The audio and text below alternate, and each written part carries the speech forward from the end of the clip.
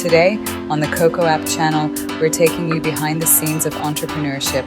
Our mission? To meet freelancers and business owners, decode their exceptional journeys, and share their inspiring reflection. And today, we meet Mike, a passionate sports coach infused with knowledge, ready to share his expertise. Hello, Michael. Hi. Hey, how are you? Fine. I'm good, thank you. How are you? Thank you very much. So we are at your home, actually, Obsidian, right? Yeah, that's the place where I spend most of the time of my day. Okay. Let me introduce you my work. Thank you. When did you arrive in this site? So actually, I've been one of the first 10 members here. Okay. That was in January, before even the equipment was here inside. Okay. And from there, I started to train here. And Thank you. as soon as the gym developed, I started to be a coach here, and now I train here my clients. Okay. And I train by myself here, and yeah, I spend most of the day Okay, cool. in that area. This is really nice gym. I love it. Like, this is really nice. Now I just discovered like Obsidian like a few months ago, and I love it really much because there is a real community here. Yeah, Like, there is so many places to go for workout. yeah. But there is not this vibe, like not this connection between Yeah. people. You know what I mean? So, what do you like actually in this? So that's exactly the point why I stayed here and why I didn't change the gym as well, because there's so many, like you said, so many gyms here in Bali, but you go there and everyone is like closed-minded, trained by themselves, but no community, no, like, and that's super nice. Everyone talks with each other, Yeah. everyone supports each other, so that's really why I stayed and I didn't change the gym. That's super important. Yeah. So you work here. What do you do? Can you introduce a little bit yourself? Where you're from? What's your name? Why you're here in Bali? Sure. So I'm Mike. I'm 30 years old. I live in Bali already for 2 years, and Obsidian became kind of my second home. So I have my personal training sessions here with my clients. I have consultations about nutrition, about training, and then after my clients sign up for my program, we train here together based on their needs, based on what they want to achieve. Okay, this is this is your work all the time before to come to Bali. I mean, you already did that, or you begin to work as a coach, fitness coach, since you're here in Bali. Yeah, I've been so I worked as a coach in Germany already for like 4 or 5 years. Okay.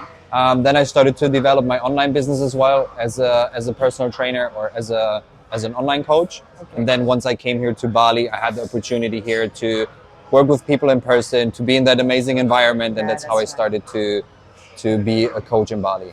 Okay. And how did you decide to move from your country and to come to Bali?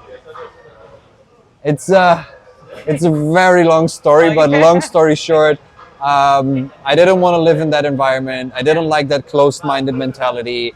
I didn't like the system, working in a 9-to-5 job, being kind of in a prison and in that European Western world. And that's why I said, I don't see myself, my future wife, my future kids living in that environment. I need to leave. Yeah. Okay. And why did you choose Bali then? Why not United States or Italia or I don't know, like another country? So I had for a long time, it was just something in my body, a calling, where I'm like, Mexico and Bali. Okay.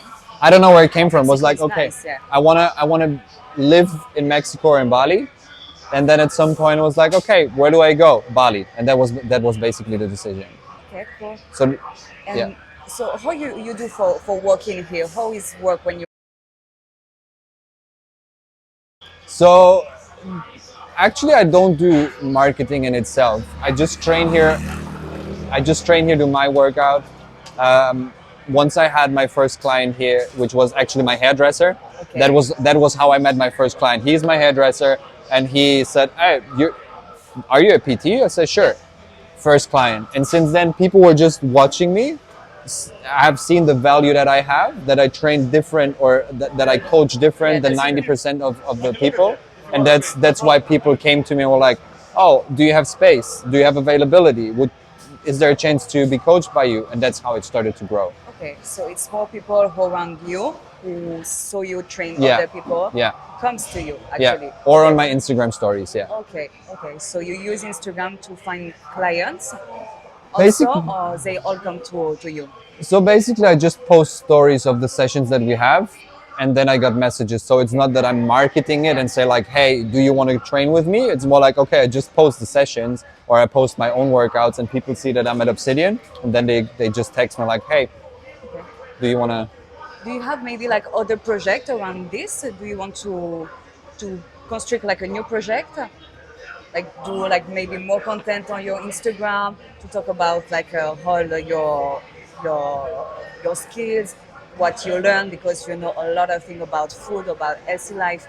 You want to maybe share more on that on your platform.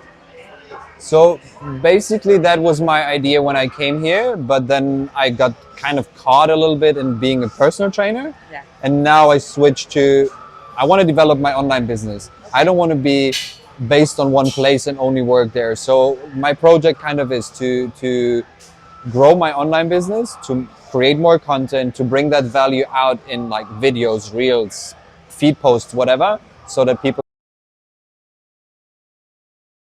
Okay, to finish, do you have like an advice to give to people who want to be independent and to want to move?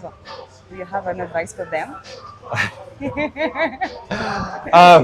One advice, wow. For someone who wants to be independent, I think the biggest advice is that step out of your comfort zone. Yeah. And if you have an idea of what you want to do, go for it. Because what I've experienced on my own is that I was so much fear, so much doubt. So I was Yeah, like, sure. oh, I can't do it. But as soon as I walked out, and so my dreams were bigger than my doubts. Yeah.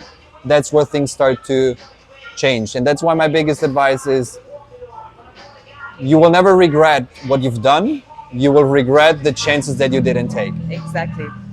Don't forget that.